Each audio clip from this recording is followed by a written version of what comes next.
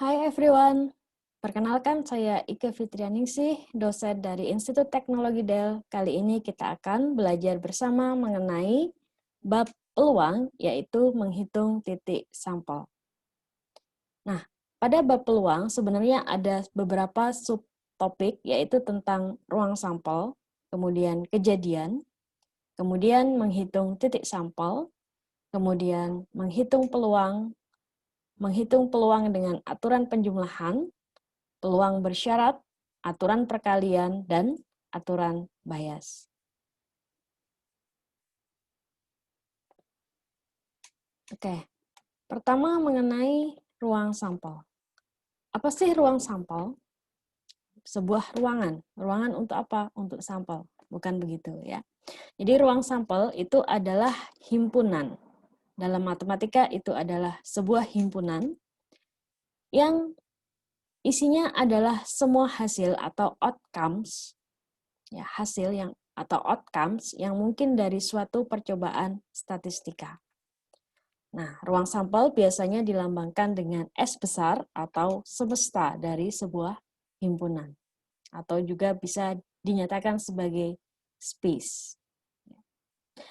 Nah, tiap hasil dalam ruang sampel disebut dengan titik sampel. Titik sampel itu adalah hasil dari kejadian yang berada di dalam ruang sampel. Nah, dalam percobaan pelantunan sebuah uang logam, ruang sampelnya itu adalah himpunan S yang berisi A dan G, di mana A itu adalah angka dan G itu adalah gambar. Nah, apabila permasalahannya adalah dadu, maka jika yang diselidiki adalah nomor yang muncul di sebelah atas, ya, pada saat kita melempar dadu, maka di sebelah pada saat dadu itu jatuh, maka kita lihat angka yang ada di atas, ya, apakah itu angka 1, angka 2, atau angka 5. Kalau dadu ini sepertinya dia akan di bagian atas adalah angka 5. Ya. Nah, maka ruang sampelnya adalah semua kejadian yang mungkin adalah dapat kita tuliskan sebagai S sama dengan 1, 2, 3, 4, 5, atau 6. Jadi, himpunan S sama dengan buka kurung kurawal, titik sampelnya adalah muncul mata dadu 1 dilambangkan dengan 1, muncul mata dadu 2 dilambangkan dengan 2, muncul mata dadu 3 dilambangkan dengan 3, sampai dengan muncul mata dadu 6 yang dilambangkan dengan 6. Ya, jadi di sini yang bagian atasnya itu adalah mata dadu 6. Nah, itu maksudnya. Oke. Nah, jika yang diselidiki adalah percobaan yang sama, ya, tapi kasusnya adalah apakah nomornya genap atau ganjil. Nah, kalau atau, maka dinyatakan sebagai union atau gabungan. Nanti kalau ada peluang, kita diminta untuk menyatakan irisan, maka ini dinyatakan sebagai kejadian yang terjadi beririsan atau dinyatakan dengan kalimat atau kata-kata dan. Ya, dan itu adalah irisan, sedangkan atau itu adalah gabungan. Nah, ganjil atau genap. Bilangan ganjil itu adalah 1, 3, 5, bilangan genap itu adalah 2, 4, 6. Nah, jika gabungannya berarti 1, 2, 3, 4, 5, 6. Sehingga nomor 2 jawabannya juga sama dengan nomor 1. Oke, jadi hasil sebuah percobaan dapat dinyatakan dengan lebih dari satu ruang sampel. Oke, saatnya latihan. Ya. Silakan dikerjakan. Yang pertama, suatu percobaan terdiri atas lantunan suatu mata uang logam. Ya, jika pada lantunan tersebut muncul angka, maka uang logamnya dilantunkan kembali. Oke, saya kasih hints-nya sebentar ya. Jadi pada saat ada percobaan, ya, kita bisa menyatakan di dalam diagram titik sampel. Nah, contohnya, apabila kejadian pertama adalah pelemparan uang logam, maka kemungkinannya adalah 2 angka atau gambar. Nah, jika pada lantunan tersebut muncul angka, maka uang logam tersebut dilantunkan kembali. Di sini ada kejadian yang terjadi setelah kita mendapatkan bahwa hasil lemparan uang logamnya adalah angka. Nah, dilempar kembali berarti kemungkinannya adalah angka dan gambar. Namun, jika muncul gambar, maka sebuah dadu digulirkan. Ingat ruang sampel dadu tadi adalah 1, 2, 3, 4, 5, sampai 6. Berarti jika gambar, maka yang dilemparkan adalah dadu, sehingga kemungkinannya adalah 1, 2, sampai 6. Nah, sehingga ruang sampel untuk kejadian yang nomor 1 ini itu adalah pertama muncul angka, kedua muncul angka, pertama muncul angka, kedua muncul gambar ya dari sini. Kemudian pertama muncul gambar, kedua muncul mata dadu 1. Oke, silahkan dilanjutkan. Nanti NS-nya ini ada 8. Ya, ada 8 titik sampel. Oke, yang kedua, silakan dibaca dan silakan dikerjakan. Oke, sekarang kejadian. Nah, apa sih kejadian? Ya, kejadian adalah himpunan juga, tapi dia adalah himpunan bagian dari ruang sampel. Ya, jadi kejadian itu adalah pasti ada di dalam titik-titik yang ada di ruang sampel. Nah, komplement kita akan mengenal beberapa ya. Tadi sudah kita singgung mengenai irisan dan gabungan. Nah, ada satu lagi yaitu komplement. Komplement itu adalah kejadian yang tidak termasuk dari kejadian yang dikomplementkan. Jadi misalnya kalau A, tadi itu adalah munculnya mata dadu ganjil, maka komplement A itu adalah munculnya mata dadu selain ganjil, atau kita sebut tadi itu sebagai genap. Ya, sehingga sebuah kejadian yang saling komplement itu saling berkebalikan. Contohnya kalau satunya cacat, ya, sebuah benda kemungkinannya adalah cacat, maka komplemennya adalah benda itu tidak cacat atau dapat digunakan. Irisan tadi ya dinyatakan sebagai dan, ya dilambangkan sebagai irisan atau intersection. Kemudian kejadian atau ya ini gabungan dua kejadian A dan B atau dinyatakan sebagai atau itu dinyatakan sebagai union. Ya, dinyatakan sebagai union. Oke. Sekarang latihan 2. Nah, silakan dikerjakan lagi ya. Surat lamaran 2 orang pria. Ya, akhirnya ini nyatakan sebagai pria 1 dan pria 2. Ini nyatakan sebagai wanita 1 dan wanita 2. Nah, ruang sampel saya kasih bocoran untuk yang pertama. Ruang sampelnya adalah ada 2 jabatan. Ya, jabatan pertama adalah direktur, jabatan kedua adalah wakil. Nah, ini bisa 4. Setelah itu adalah 3.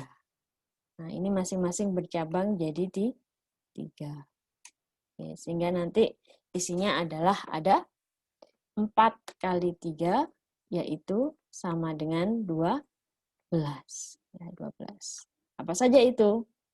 Pria 1, pria 2, pria 1, wanita 1, pria 2, pria 1, dan seterusnya. Silahkan dicari sampai 12 dan dikerjakan A sampai G. Nah, yang G itu menanyakan tentang diagram Venn. Apa sih diagram Venn? Kita kembali ke sini dulu. Ya. Nah, diagram Venn itu adalah sebuah diagram ya yang dinyatakan sebagai persegi panjang di mana S itu adalah himpunan semesta, atau di sini berarti sample space ya, ruang sampel. Nah, contoh, apabila kita dari kejadian yang kedua ini, ya, munculnya mata dadu genap itu adalah kejadian A, dan munculnya mata dadu ganjil itu adalah kejadian B, maka ya, kejadian A isinya itu adalah 1, 3, 5. Dan kejadian B kita nyatakan sebagai lingkaran juga, isinya adalah 2, 4, 6. Karena tidak saling beririsan, maka lingkarannya terpisah di dalam ruang sampel. Nah, inilah yang disebut sebagai diagram Venn. Nah, diagram yang menyatakan himpunan ya di dalam sebuah semesta, kemudian dinyatakan sebagai bentuk yang saling beririsan ataukah tidak, ya kan, dan elemennya dituliskan di situ. Oke. Nah, sekarang kita ke menghitung titik sampel. Nah, tadi kita sudah beberapa kali menghitung titik sampel ya, contohnya di latihan 1 ini. Nah, jumlah dari titik sampelnya adalah 8. Nah, NS itu disebut sebagai hasil atau jumlah dari titik sampel ya, hasil dari menghitung titik sampel. Nah, titik sampelnya mana saja ya, tadi AA, AG, G1, G2 sampai G6. Oke. Nah, cara untuk menghitung titik sampel atau NS itu ada beberapa. Nah, kita bisa bagi menjadi 2 bagian, yaitu permutasi dan kombinasi. Apa bedanya? Jika permutasi, maka urutan itu tidak diperhatikan ya. Permutasi itu urutannya diperhatikan. Contoh, pada saat lempar 2 uang logam ya. Kalau kita gambarkan diagramnya, angka, gambar, ya kan? Kemudian angka, gambar, angka, gambar. Sehingga hasilnya adalah angka-angka, angka, gambar, gambar, angka, gambar, gambar. Pada permutasi, NS di sini adalah sama dengan 4. Tapi pada saat kita bicara kombinasi, ya kombinasi di sini urutannya tidak diperhatikan, maka AG itu adalah sama dengan GA, dihitung sebagai 1, sehingga NS-nya itu adalah sama dengan 3. Itu bedanya permutasi dan kombinasi. Jadi, kejadian melempar 2 uang logam tadi, kalau di permutasi dihitung sebagai 4, urutan diperhatikan, ya A di depan dengan A di belakang, itu adalah beda, tapi kalau pada kombinasi itu unsurnya saja. Ya, contohnya untuk yang angka-angka tadi berarti 2 angka gitu kan. Untuk yang angka gambar dan gambar angka berarti 1 angka 1 gambar dihitung 1. Kemudian untuk yang gambar-gambar berarti 2 gambar. Di sini cuma dihitung 3. Nah, tapi permutasi maupun kombinasi ini dibagi lagi menjadi dengan pengembalian atau tanpa pengembalian. Nah, yang kita kenal rumusnya permutasi dan kombinasi itu adalah biasanya yang tanpa pengembalian. Ya, tanpa dikembalikan lagi. Oke, yang disebut dengan permutasi itu adalah n faktorial dibagi dengan n min r faktorial. Ya, permutasi nr itu adalah n faktorial dibagi dengan n kurang r faktorial. Contoh, permutasi 3, 2. Bisa juga kita tulis sebagai permutasi 3, 2. N-nya adalah 3 dan R-nya adalah 2. Nah, apa sih faktorial? Faktorial itu adalah sebuah notasi yang menyatakan N dikali N-1 dikali N-2 dan seterusnya sampai dengan 1. Nah, kalau 3 faktorial artinya apa? Ya berarti 3 dikali 2 dikali 1. 2 faktorial artinya apa? 2 kali 1. 1 faktorial artinya apa? 1. Sekarang saya tanya, 0 faktorial berapa? 1. Ya, oke. Berarti 3 permutasi 2 adalah 6 per 1 atau sama dengan 6. Nah, kalau dengan pengembalian bagaimana? Uang logam ini contohnya yang dengan pengembalian. Nah, N di sini adalah 2 ya. N di sini adalah 2. Kemungkinan dari sekali lempar uang logam itu adalah 2. Kemudian berapa kali dilempar ya? K itu adalah berapa kali dilemparnya. Sehingga dia di sini adalah 2 pangkat 2. Maka ruang sampelnya ada 4. Nah, bagaimana kalau dilempar 3 kali? Nah, kalau uang logamnya dilempar 3 kali, berarti 2 pangkat 3. Ada 8. Bagaimana kalau uang logamnya dilempar 100 kali? Berarti titik sampelnya ada 2 pangkat 100. Silakan dihitung. Oke. Itu kalau urutan diperhatikan. Nah, kalau tidak diperhatikan, kita hitungnya pakai kombinasi. Apa yang membedakan permutasi dan kombinasi? Yang membedakan adalah pada saat kita menggunakan kombinasi, maka di sini ada tambahan R faktorial. Artinya jumlahnya lebih sedikit pasti, karena pembaginya lebih besar. Nah, kalau dengan pengembalian bagaimana? Kalau dengan pengembalian, maka kombinasinya ya bukan NR, tapi kombinasi K ditambah N min 1, kemudian dikombinasikan terhadap K. Oke, seperti itu ya. Oke, ini contoh. Nah, ini adalah contoh menghitung titik sampel dengan menggunakan perkalian saja. Ya, dengan perkalian banyaknya cara 1 dan banyaknya cara 2. Bila suatu operasi dapat dilakukan dengan N1 cara, kemudian ya N1 cara, dan bila untuk tiap cara ini operasi kedua dapat dilakukan dengan N2 cara, maka kedua operasi itu dapat dikerjakan bersama-sama dengan N1 dikali N2 cara. Nah, sebenarnya ini kelihatan juga di tadi, oke, di sini tadi, ya di latihan ini tadi ya, di latihan 2. Oke. Oke, di latihan 2. Nah, di sini untuk memilih direktur, ya, untuk memilih direktur itu kita punya 4 cara dengan memilih dari P1, P2, W1 atau W2.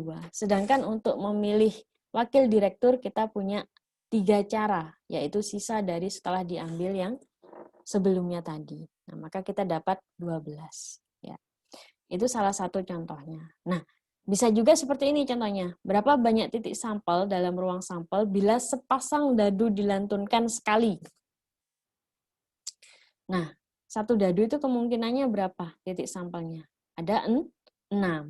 Nah, kalau dilemparnya barengan sepasang, berarti dadu pertama kemungkinannya 6, dadu kedua kemungkinannya juga 6. Sehingga titik sampelnya itu adalah NS-nya itu adalah sama dengan 6 kali 6.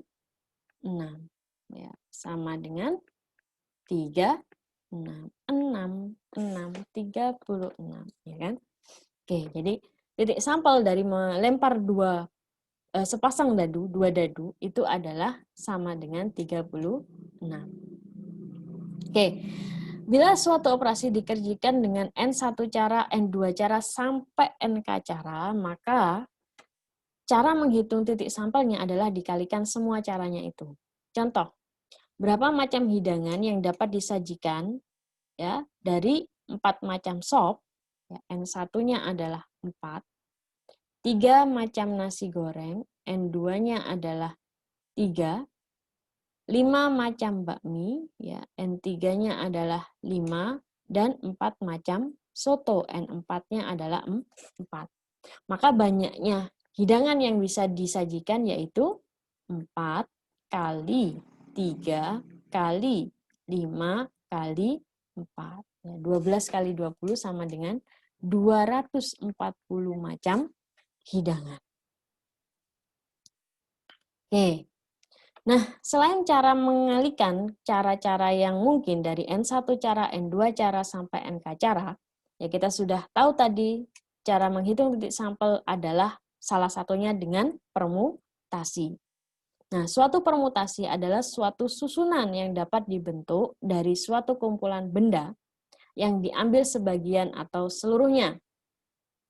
Contoh, permutasi yang dapat dibuat dari angka 1, 2, 3 adalah ya. Kemudian kalau bendanya berbeda-beda, maka di situ dinyatakan sebagai n faktorial. Ya, dinyatakan sebagai n faktorial. Oke. Nah, contoh banyaknya permutasi 4 huruf A, B, C, D. Maka permutasinya adalah 4 faktorial. Berapa 4 faktorial? Ya, 4 kali 2 kali 3 ya, kali 2 kali 1 sama dengan 24. Apa saja itu? A, B, C, D, A, B, D, C, gitu kan? A, C, B, D, dan seterusnya. Itu nanti ada 24. Oke. Nah, ini juga ya, permutasi yang dapat dibuat dari angka 1, 2, 3 ya, bilangan-bilangan yang bisa dibuat dari angka 1, 2, 3. Maka di situ adalah 3 kali 2 kali 1 atau 3 faktorial. Ada 9. 1, 2, 3, 1, 3, 2, 2, 3, 1, 2, 1, 3, 3, 1, 2, 3, kok 9? 6. Kemudian 3, 2, 1. Ya, ada 6 kemungkinan. Oke, teorema yang kedua adalah permutasi, tapi di sini permutasi N benda berlainan yang diambil R. Ya, dengan urutan tadi ya. Dari 20 lotre, 2 diambil untuk hadiah pertama dan kedua. Inilah contoh permutasi. Ya, ada urutan pertama, urutan kedua. Hitunglah banyak titik sampel dalam ruang T. Berarti permutasi 20 R-nya adalah 2. 20 faktorial dibagi 18 faktorial. Caranya adalah 18 kemudian faktorial, ya kan? Di sini yang terbesar adalah 18 faktorial. Nah, 20 faktorial itu dipecah menjadi 18 faktorial dikali berapa lagi? 19 dikali 20. Nanti 18 faktorialnya dicoret. Nah, jumlahnya berarti 19 kali 20. Oke. Nah, ada satu lagi permutasi, yaitu menyusun benda disusun sebagai melingkar. Contohnya kalau duduk di kursi, ya urutannya bagaimana? Gitu kan? Urutannya bagaimana? Bisa berubah-ubah ini. Nah, bisa begini kan, ini sudah 2 kemungkinan. Nah, kalau ada 4, sebenarnya caranya adalah 4 min 1 faktorial. Jadi di sini sebenarnya permutasi melingkarnya adalah 3 faktorial atau ada 6 kemungkinan. Ya, karena berhubungan dengan A, nanti sebelahnya siapa gitu kan. Nah, itu ada 6 kemungkinan. Kalau ada 4 bendanya. Nah, kemudian kalau ada N berlainan tapi ada N1 yang sama, gitu kan, ada N2 yang sama, ada NK yang sama. Nah, maka banyaknya semuanya difaktorialkan dibagi dengan yang sama-sama tadi. Contohnya terdapat 9 bola lampu akan dirangkai seri. Seri itu artinya dalam satu rangkaian, gitu kan. Nah, ada berapa cara menyusun 9 bola lampu bila 3 diantaranya berwarna merah, 4 kuning, dan 2 biru. Ya, bisa. Kita anggap ini 9 ya. 1, 2, 3, 4, 5, 6, 7, 8, 9. Nah, ada yang kuning, ada yang merah, ada yang biru, ya kan? Nah, kalau ada beberapa yang sama, maka bolak-balik warnanya itu dihitung dengan 9 faktorial dibagi 3 faktorial, 4 faktorial dikali 2 faktorial. Seperti yang tadi, yang paling besar adalah 4, kali 5, kali 6, kali 7, kali 8, dibagi 4 faktorial juga, 3 kali 2 kali 1, 2 faktorial adalah 2 kali 1. Silakan dihitung. Oke, ini sama dengan yang tadi. Oke, nah sekarang kombinasi. Kombinasi itu adalah untuk benda yang tidak diperhatikan urutannya. Lambang kombinasi bisa seperti ini, bisa juga kurung seperti ini. Artinya apa? N faktorial dibagi R faktorial dikali N min R faktorial. Contoh, bila ada 4 kimiawan dan 3 fisikawan, carilah banyaknya 3 panitia yang dapat dibuat beranggotakan 2 kimiawan dan 1 fisikawan. Oke, kita cari yang 2 kimiawan dulu. Ya, 2 kimiawan. Nah, kalau 2 kimiawan berarti bagaimana? Oke, 4 kombinasi 2. Kalau 3 fisikawan berarti 3 fisikawan berarti ada berapa fisikawannya? Ada 3 kok 3? 1 ya, 1 fisikawan. 3 diambil 1. Ya, menggunakan kombinasi karena kita tidak peduli apakah itu fisikawan 1, fisikawan 2, fisikawan 3, yang penting fisikawan gitu kan. Nah, sekarang kalau dan bagaimana? Kalau dan berarti dikali. Oh, belum ya. Jadi kejadian kalau menyatakan dan itu nanti peluangnya adalah dikali. Sedangkan kejadian yang menyatakan gabungan atau union itu nanti peluangnya adalah ditambah. Oke, jadi ini nanti kalau untuk soal ini jawabannya adalah 4 kombinasi 2 dikali 3 kombinasi 1. Karena dan. Ya. Oke, itu adalah tentang titik sampel. Silakan diresapi, kemudian dikerjakan tadi sesuai dengan petunjuk, contoh-contoh soalnya, dan silakan dikerjakan latihannya. Oke, terima kasih dan semoga bermanfaat.